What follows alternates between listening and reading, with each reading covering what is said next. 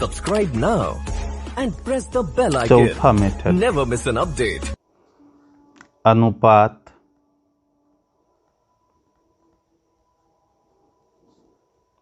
निर्णय विधि ratio determination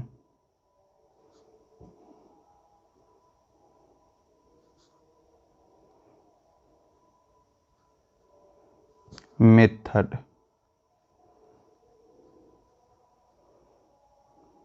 देखिए, अब इसका वर्किंग रूल पढ़ेंगे। इसमें क्या क्या करना पड़ेगा। पहला वर्किंग रूल है, इस विधि में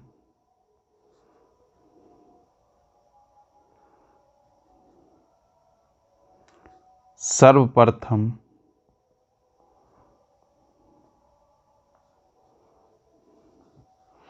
दोनों समीकरणों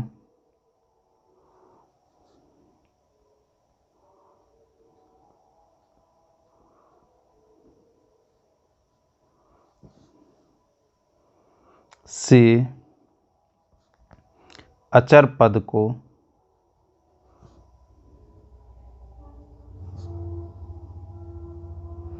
समान करके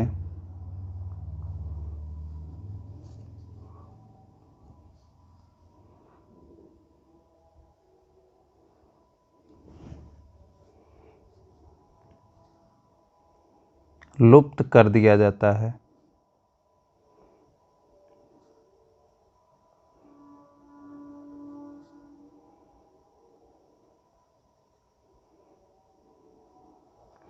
दूसरा वर्किंग रूल, फिर दोनों चरों का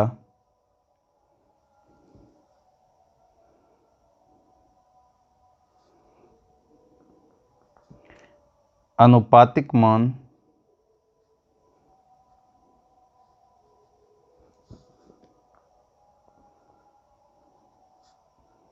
ज्ञात किया जाता है।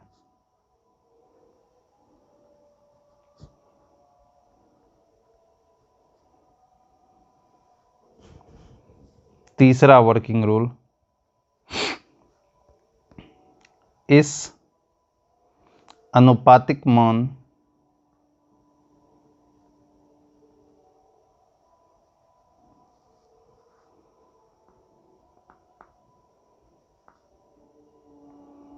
को किसी एक समीकरण में रखकर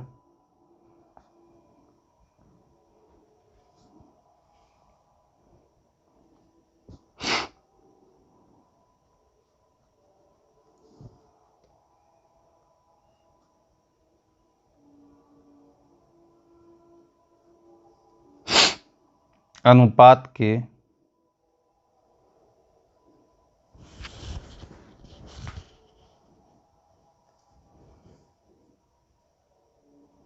अचर राशि को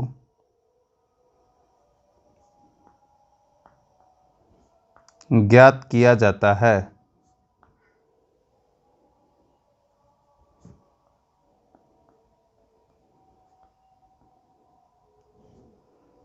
चौथा वर्किंग रूल,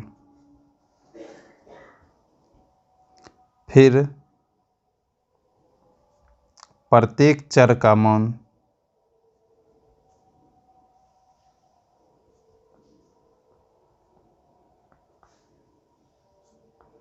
ज्ञात किया जाता है।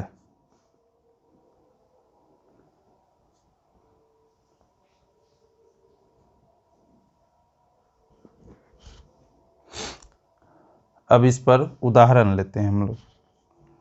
क्वेश्चन नंबर 4 तक कर चुके थे। आज क्वेश्चन नंबर 5 को अनुपात निर्णय विधि से बनाने के लिए हम लोग सीखेंगे। देखिए, 3x + 5y = 7 और 5x + 12y = 14। इसको जो है, इस सवाल को हम लोग अनुपात निर्णय विधि से बनाने के लिए सीखेंगे। तो सबसे पहले को हम समीकरण 1 मानते हैं तथा सेकेंड वाले को समीकरण 2 मानते हैं। तो इसका वर्किंग रूल है, सबसे पहले इस विधि में जो है सर्वप्रथम दोनों समीकरणों से अचर पद को समान करके लुप्त कर दिया जाता है। मतलब ये जो अचर पद है फर्स्ट वाले समीकरण में 7 है और सेकेंड वाले समीकरण में 14 है। तो सबसे पहले हमको अचर पद को समान करना पड़ेगा। तो यहाँ 14 है, यहाँ 7 है, तो 7 को अगर हम 2 से मल्टीप्लाई कर दे तो ये भी 14 हो जाएगा, ये भी 14 हो जाएगा, यानी कि समान हो जाएगा अचर। तो इसलिए अब हम लोग समीकरण 1 को किससे मल्टीप्लाई करेंगे? 2 से। क्यों मल्टीप्लाई करेंगे? क्योंकि यहाँ पे 7 है, यहाँ पे 14 है, और इस 7 को 14 बनाने के लिए हम लोग समीकरण फर्स्ट को 2 से मल्टीप्लाई करेंगे। तो यहाँ लिखना पड़ेगा अब समीकरण 1 को 2 से गुना करने पर हम पाते हैं कि जब इसको समीकरण 1 को 2 से गुना करेंगे तो यह हो जाएगा 6x प्लस यहाँ कितना हो जाएगा 10y बराबर 7 2 जा 14। ठीक है, इसको हम लोग समीकरण 3 मान लेंगे। अब मेरा दोनों जो है समीकरण 1 को हम 2 से मल्टीप्लाई कर दिए तो दोनों अचर पद अभी समान हो चुका है। तो फिर हमको क्या समीकरण मतलब वर्किंग रूल 1 में कहा था इस विधि में सर्वप्रथम दोनों समीकरणों से अचर पद को समान करके लुप्त कर दिया जाता है। तो अब हमको अचर पद लुप्त करना है, तो समीकरण 3 में से समीकरण 2 को घटाएंगे हम। अब समीकरण 3 में से समीकरण 2 को घटाने पर, तो समीकरण 3 कितना है 6x प्लस 10y, मतलब LHS को LHS से घटाएंगे और RHS को RHS से घटाएंगे। बराबर चिन्ह से बाएं तरफ वाले को LHS कहते हैं और दाहिने तरफ वाले को RHS कहते हैं। तो समीकरण 3 का LHS 6x प्लस 10y था और समीकरण 2 का LHS है, घटाएंगे तो माइनस चिन्ह 5x, यहाँ पे प्लस था तो यहाँ भी प्लस माइनस प्लस क्या हो जाएगा माइनस 12y बराबर 14 माइनस 14। तो देखिए 6x और 5x तो हो जाएगा x plus 10y minus 12y तो हो जाएगा माइनस 2y बराबर 0। फिर क्या कहा था वर्किंग रूल 2 में अचर पद को हमने हटा दिया या लुप्त कर दिया। अब वर्किंग रूल 2 में कहा था फिर दोनों चरों का अनुपातिक मान ज्ञात किया जाता है। अब हमको जो है इस दोनों चर जो है x और y वाले को का अनुपातिक मान ज्ञात करना पड़ेगा। तो यहाँ से अगर हम x का वैल्यू निकालेंगे तो यहाँ माइनस 2y है, उधर जाएगा तो प्लस 2y। अब देखिए यहाँ से x ई y गुना में है, यहाँ आएगा तो भाग में, तो वहाँ हो जाएगा 2 सिर्फ बचेगा। तो 2 के नीचे में 1 लिख देंगे, कोई फर्क ही नहीं पड़ेगा। तो मेरा वैल्यू आ गया x बराबर 2 और y बराबर 1। अब इसको जो है फिर क्या कहा था वर्किंग रूल 3 में इस अनुपातिक मान को किसी एक समीकरण में रख करके अनुपात के अचर राशि को ज्ञात किया जाता है। तो सबसे पहले इसको हम अनुपातिक मान ही मान लेते हैं। तो x बटा 2, x का मान 2 है बराबर y बटा 1 बराबर k, इसको मान लेंगे। माना कि x का मान 2 था तो x के नीचे 2 लिख दिए और y का मान 1 था तो y के नीचे 1 लिख दिए बराबर k। अब हम इस दोनों को k के इक्वल करेंगे तो x बाई 2 बराबर k, तो यहाँ से x बराबर कितना निकल जाएगा मेरा 2k। और y वाले को भी हम लोग k के ही बराबर करेंगे। तो y बाय 1 बराबर के नीचे में कुछ नहीं तो 1, तो y बराबर निकल गया मेरा k। अब हमको वो क्या करना है, इस दोनों मतलब x बराबर 2k और y बराबर k जो है किसी एक समीकरण में रख सकते हैं, या तो 1 में 2 में किसी में भी रख सकते हैं हम लोग। तो x बराबर लिख देते हैं x बराबर 2k तथा y बराबर k का मान समीकरण किसी में भी रख सकते हैं, तो हम एक में ही रख लेते हैं। समीकरण एक में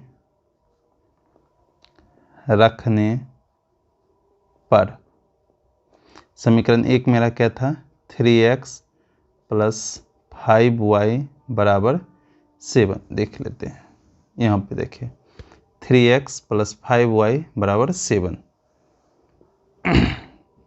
अब देखिए 3x का मान कितना निकाले हैं 2k प्लस 5y का मान कितना निकाले हैं k बराबर 7। तो 3 2 जा 6k प्लस 5k बराबर 7। तो 6k और 5k कितना हो जाएगा 11k बराबर 7। तो यहाँ से k का मान निकालेंगे तो 7, 11 यहाँ मल्टीप्लाई में उधर जाएगा तो डिवाइड में 7/11 निकल गया। ठीक है, तो k का मान 7/11 निकल गया। तो यहाँ से हम x और y का वैल्यू फाइंड कर सकते हैं। तो x बराबर मेरा था 2k, तो 2 और k का मान कितना निकाले हैं 7/11। तो 2 7 जा 14/11 निकल गया मेरा x का मान। और y बराबर कितना था k, तो y का मान y बराबर k था, तो k का मान है 7/11। तो यानी कि x बराबर मेरा आ गया 14/11 और y बराबर कितना आ जाएगा 7/11। यही मेरा आंसर हो जाएगा।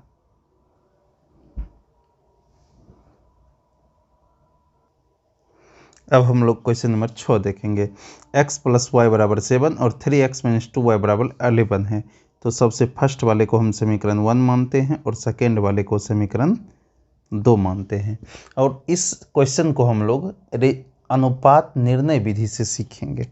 ठीक है, तो अनुपात निर्णय विधि कहता है सबसे पहले हमको अचर को जो है समान करना पड़ता है। तो अचर यहाँ पे 7 है, यहाँ पे 11 है। तो समान करने के लिए हम लोग क्या करेंगे, उल्टा गुना यहाँ पे हो जाएगा। इस समीकरण 1 को 11 से गुना मल्टीप्लाई कर देंगे और समीकरण 2 को 7 से मल्टीप्लाई कर देंगे। तो यहाँ लिखेंगे अब समीकरण 1 को 11 से तथा समीकरण 2 को 7 से गुना करने पर। ठीक है, तो समीकरण 1 कितना है x प्लस वाई बराबर 7 और समीकरण सेकेंड कितना है 3x माइनस 2y बराबर 11। देखिए अब गुना करते हैं अचर पद को समान करने के लिए। समीकरण फर्स्ट को हमको 11 से मल्टीप्लाई करना पड़ेगा और समीकरण सेकेंड को 7 से मल्टीप्लाई करना पड़ेगा। तो यहाँ हो जाएगा 11x प्लस है तो प्लस 11 को y से गुना करेंगे तो 11y बराबर 11 को जब 7 से गुना करेंगे तो 11 से बन जा होता है 77 हो गया। ठीक है, फिर जब समीकरण 2 को हम लोग 7 से मल्टीप्लाई करेंगे तो हो जाएगा 21x माइनस 7 2 जा 14y बराबर 11 7 जा 77। तो अब जो है इसको हम लोग समीकरण 3 मानेंगे और इसको समीकरण 4 मानना पड़ेगा। अब क्या करेंगे, समीकरण 4 में से 3 को घटाएंगे या 3 में से 4 को घटाएंगे, किसी में से किसी को घटा सकते हैं। तो चलिए समीकरण 4 में से समीकरण 3 को घटाने पर, तो हम लोग LHS को LHS से घटाएंगे और RHS को RHS से घटाएंगे। तो समीकरण 4 का LHS है 21x माइनस 14y और समीकरण 3 का LHS है -11x और यहाँ माइनस लगा दिए तो यहाँ तो माइनस होगा ही और यहाँ पर भी माइनस प्लस कितना हो जाएगा, -11y। और RHS में आप देखिए 77 - 77 हमको लुप्त करना रहता है, इसलिए हम लोग बराबर करते हैं। तो यहाँ कितना हो जाएगा 21x - 11x तो हो जाएगा 10x, ठीक है। 14y और 11y तो हो जाएगा -415 to 25y बराबर 0, ठीक है। तो यहाँ से 10x बराबर ये -25y है, उधर जाएगा तो +25y। तो यहाँ से x 25 गुना में है, यहाँ आएगा तो भाग में, बराबर y यहाँ 10 गुना में था, यहाँ आएगा तो भाग में। अब हमको जो है इसको किसी भी अचर के बराबर हमको मानना पड़ेगा, तो हम इसको k के बराबर मान लेते हैं। यहाँ लिख देंगे माना कि x/25 बराबर y/10 बराबर k। अब हम इस दोनों को k के इक्वल करेंगे। चलिए तो x/25 बराबर k, तो यहाँ से निकल जाएगा x बराबर, यहाँ नीचे में कुछ नहीं तो 125k और यहाँ से y वाले को भी k के बराबर करेंगे तो y/10 बराबर k, नीचे में कुछ नहीं तो 1, यहाँ से भी y बराबर निकल जाएगा मेरा 10k। अब यहाँ जो निकला है x बराबर 25k और y बराबर 10k, इसको हम किसी भी समीकरण में रख सकते हैं, यानी कि या तो 1 में रख सकते हैं या तो 2 में रख सकते हैं। तो हम 1 में ही रख लेते हैं। समीकरण 1 कितना है, x + y बराबर 7। तो यहाँ लिखेंगे x तथा y का मान समीकरण 1 में रखने पर, समीकरण 1 मेरा कितना है, x + y बराबर 7। तो देखिए यहाँ से x का मान कितना है 25k प्लस y का मान कितना है 10k बराबर 7। तो 25k 10k 35k बराबर 7। तो यहाँ से k बराबर 35 मल्टीप्लाई में इधर आएगा तो डिवाइड में 7/35, 7×5 = 35। तो k का मान निकल गया 1/5, ठीक है। अब k का मान रखेंगे तो x और y का मान निकल जाएगा। तो x बराबर था मेरा 25k, तो 25 और k का मान कितना निकाले थे 1/5। तो यहाँ से 5×5 = 25। तो x बराबर कितना निकल गया 5। अब देखिए y बराबर है मेरा 10k, तो y बराबर 10, k का मान निकाले थे 1/5, 5×2 = 10। तो y बराबर कितना निकल गया 2। यही मेरा आंसर हो जाएगा, x बराबर 5 और y बराबर 2।